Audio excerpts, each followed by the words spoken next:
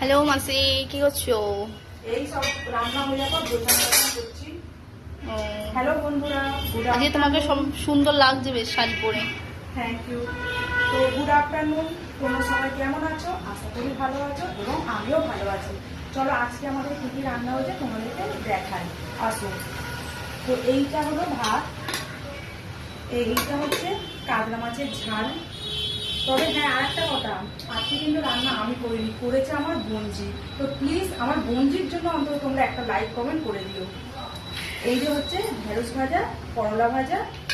এখানে আছে স্পেশাল, যেটা আমার খুবই প্রিয় একটা খাবার, এঁচোড় চিংড়ি, যেটা আমি প্রচুর ভালোবাসি খেতে।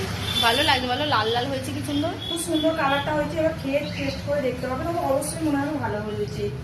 আচ্ছা, এখানে আছে তেঁতুলের টক, সব সবজি দিয়ে বড়ি দিয়ে তেঁতুলের টক।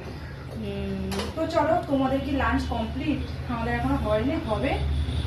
চলো বাই, পরে আসছি আবার।